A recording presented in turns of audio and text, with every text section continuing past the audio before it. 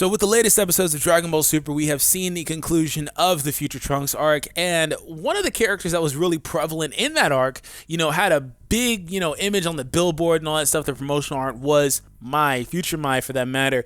And we also saw a lot of Kid Trunks and Kid Mai and Future Trunks and all these different interactions between Mai and Trunks. But I brought Real to Real on today's video to kind of talk about whether or not Future Mai is pretty much the same Mai, and also to that kind of same vein, whether or not the Pilaf gang and Kid Mai are the same characters that we've grown accustomed to. How are you doing, Mark? Let's go ahead and get started. What's up, D-Free? Thanks for having me on again, and hope everyone enjoys the discussion, man. Yeah, definitely. So, like I said, we're going to talk about that, and I want to point out that obviously we're not stupid. We know these characters have been around since Dragon Ball, so let's just go ahead and get that out of the way now, because I know there will be that guy that's thinking, oh, wait, are they crazy? Of course they're the same Pilaf. But, there's going to be that person. But at the same time, I feel like Super's done this thing where they've capitalized on this opportunity. These characters made like this off-screen wish at some point, back in the Dragon Ball Z timeline, whatever happened during that era, they wished themselves to be kids again. And they became prevalent around the Battle of Gods movie and, the Battle of Gods arc in Super. And they've done this thing where they're like basically retconning these characters. They're treating them as if they're regular kids nowadays, and they're just going to grow up as regular kids. So going on with that same mantra, it will make total sense why Future Mai seems like she's about the same age as Future Trunks does, a younger person and not as old as she technically should be, because we saw what older looks like, because she should be a little bit older than Bulma in that same general age, and we saw what future Bulma looked like. So obviously in that timeline she also wished herself back to being a kid. However, Future Mai is totally different from any other iteration of Mai that we've seen. Her character, everything about her, I don't know if it's more or less the way that future turned out, it kind of made her more of like a protagonist type of character, but she's a totally different character. And I feel like that iteration of Mai specifically really deviates from what we know Mai to be, especially if you're fans of the original series and you've seen the original series. They're more or less like Team Rocket. Pilaf gang is more or less Team Rocket from Pokemon, in that they kind of just show up periodically and just kind of fuck stuff up. But at the same time, Future Mai, in my opinion, she also, and this is one thing I kind of brought this idea to my head, she also, in the latest episode, didn't even acknowledge the fact that Pilaf and Shu were there. She didn't even look at them, and we know she had to have seen them and she had to have recognized them, but she didn't bother. And something that kind of bothers me too is that at some point earlier in the series, those guys walk up to Trunks and like, oh, what happened to us? And he was like, I've never heard of you. I've never met you in my timeline. So like, what happened to these characters? Did they die as a result of the androids? Why would Mai of the future never talk about that? If they died as a result of the androids or some sort of catastrophe, why wouldn't she rejoice to see them again, even if they're kids again? That she would have recognized them because she recognized her younger self. And I don't think that future Mai would be stupid enough to not recognize them, even though all the other main cast members don't recognize the little blue elf guy and the ninja dog. Like, it doesn't make any sense to me. I just feel like she's not the same, and I feel like they're, as a whole, just not the same as we've accustomed to. You want to jump in here, Mark? I'm just over here laughing. Like, one thing we were talking about before we actually started discussing this is like, the way you're describing it is like, Maya is just this cold-hearted bitch. No, like, I'm serious. The fact that they brought these characters in and basically rebooted them to some degree or another, it's just really very confusing in that same note where we have characters that definitely have some ties and even some jokes, like kind of a nudge, aren't these people older than they actually look and everything? And man, you look familiar type of jokes that are kind of really relevant or like within the last arc of Dragon Ball Super or even throughout for the most part. And they're not necessarily giving them any weight. And especially with the last scene with like Mai not even actually going in and saying hi or having any real recollection of these two people that she spent a majority of her life with. Like, yeah. Like the better part, if unless they were instantly killed by the maybe they were in West City or whatever it was, and the androids instantly killed them at that point, which is possible, I guess. But like, she spent the better part of 60 years of her life with at this point. Oh, and also to go back to what you're saying, I'm pretty sure Herms actually posted something. It was like some kind of a like a spin-off or like little pamphlet manga where it showed that they took the wish that would have brought back Wish Goku to be babies. Yeah. I saw that way back. Yeah, like I'm not sure. Like I'm pretty sure Herms posted it, so I would put a little bit more weight into that. But don't take my word for it. Don't take anyone. Pretty sure it was Herms, but it was more or less like a gag thing. But it was, I think Toyotaro drew that, and it was just a one-off thing. It wasn't part of his main manga, but it was just something he drew to kind of explain that. Yeah.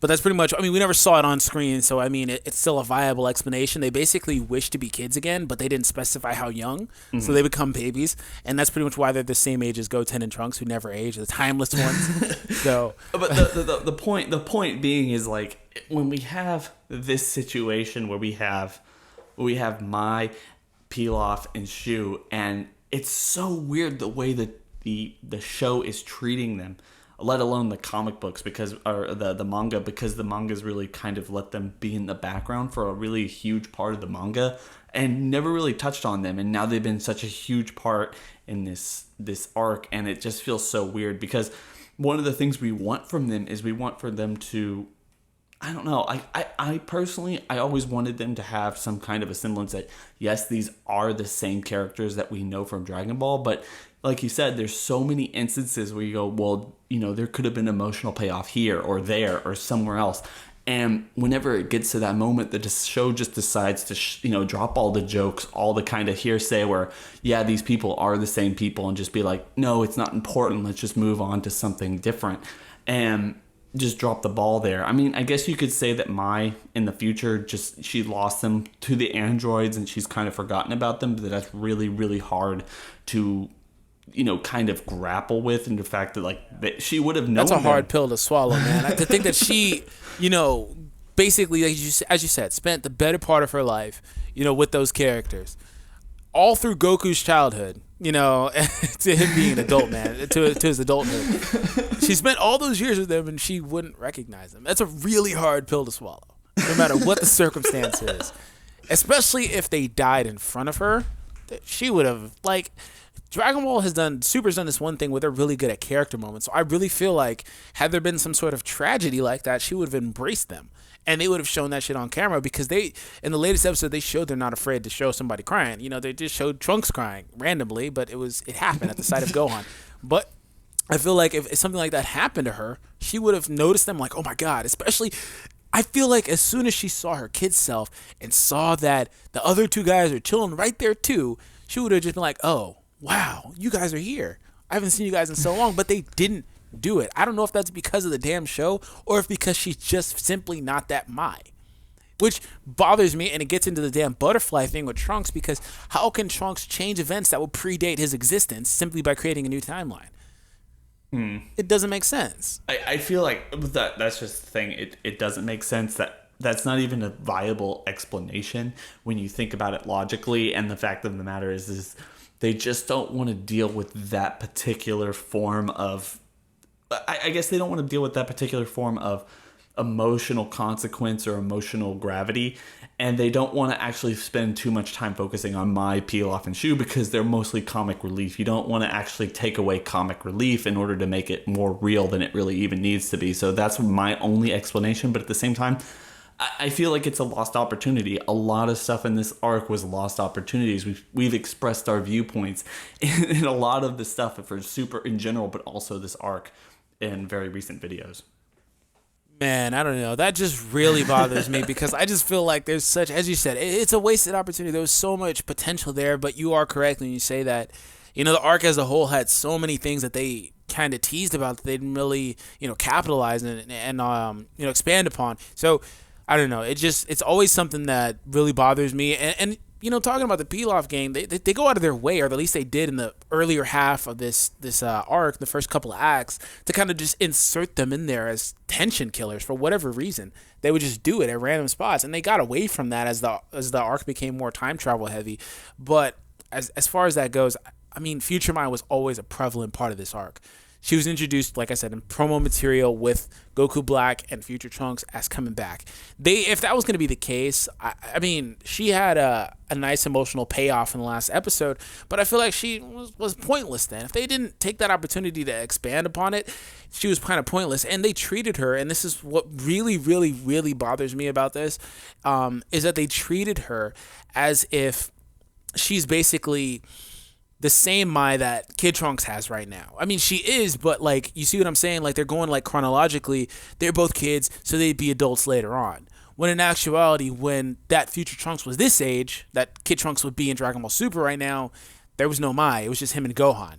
Or Gohan was about to die, or whatever the case is. It's pretty much the same timeline, or time frame at that point as to when Gohan would have died. So, like, they do that thing where they act as if she's been around this whole time, and they just grew up naturally together. And if these two in the present timeline grow up, that's pretty much who they will become. Of course, not as tormented, of course, because the timeline's still different. But that's what really, really bothers me, is they act like it's the same thing. And I think that's more or less a product of them trying to dumb it down. But at the same time, I don't think that's that, because this whole arc was mindfuck anyway. It doesn't make sense. You can't dumb it down in one aspect and keep everything else more complicated than it needs to be. So I agree. And the one thing I would say that they could have done to actually fix this, that would have been actually, in my opinion, would have made not only more sense, but probably would have been better as an emotional payoff, is to, instead of bringing back Yajirobe randomly and almost unnecessarily, they should have kind of brought Pilaf and Shu into the future, and they could have played that role that Yajirobe played. Had they done that, it would have made sense. They could have, because they were, like you said, they were tension killers the same way that Yajirobe is. Now, you do kind of have the fact where, like, there was that one scene where Yajirobe actually drug them away from the battlefield, and you'd be like, well, can Pilaf and Shu do that? But I mean, this show takes so many leaps and bounds with its own logic. I don't think that would have been the thing to actually gripe about. I feel like them going back, seeing Future Mai, seeing them kind of getting that like whole emotional thing out of the way, sweeping it under the rug immediately, would not be disappointing at this particular part. And the fact that Yajirobe came back was also one of those things that was just kind of wildly like, what the hell? Like, it makes no sense for them to do that. So that's just my thought on the matter. I agree. I feel like they should have definitely had some kind of emotional impact there, some kind of emotional scene with them. But it does just bring up the question, are these people actually the same people that were in the Dragon Ball? And yes and no at this point. I honestly feel like yes and no. And it's just like, depending on whatever scene you're watching, whatever kind of interaction you're seeing, that's when the show's trying to decide whether yes they were and no they weren't, based on, you know, whatever they're trying to accomplish. And that, to me, is not great writing, but if it works for them, it works for them, I guess. Yeah, and I think that's, once again, a good way to capitalize. This is actually good capitalization. I think that it was a good way to capitalize on rebooting those characters. Apparently somebody really wanted those characters to be a part of the series, and they couldn't just have them. Well, they could have, but they didn't want to just continue to have them being characters that kind of dropped in at some point randomly. They made them kids, got them close to the main cast. You developed something with Trunks and Mai, which I do like, which, you know, translates to somehow, which bothers me how it translates, but at the end of the day does translate to the future relation that they have. I do like it in that regard. If you were just solely looking at it as them trying to reboot those characters as some of Toriyama's favorite characters, I do enjoy it that way, but it has to make sense, and that's my main problem. So I don't know, it just bothers me. I completely agree, man. I feel like anyone who's gotten this far probably agrees as well. I mean, I don't know how many people pay enough attention to the Pilaf gang as you and I do, because we've talked about it in multiple occasions. They're polarizing. They just piss me off. Just go away. Or do it right. I don't know. Exactly. But yeah, nonetheless, man, thanks for joining me on today's video. It's definitely a pleasure. It always is. If you guys are not accustomed to Mark's work, he does a lot of stuff. He does Dragon Ball discussions. He does other series-related discussions like Walking Dead, other things over there, Saw. A lot of stuff, a lot of just diverse content. So go ahead and check him out. Link is in the description for you guys. Go ahead and check him out and click on his latest video and be like, hashtag Krillin it on his latest video so he can, so he knows. But anyways, once again, thanks for joining me on today's video, bro. Anytime, man. Just call me up. You'll be there when I need you. All right, guys, we're going to get out of here on Mark's cue of laughing. We'll catch you guys later.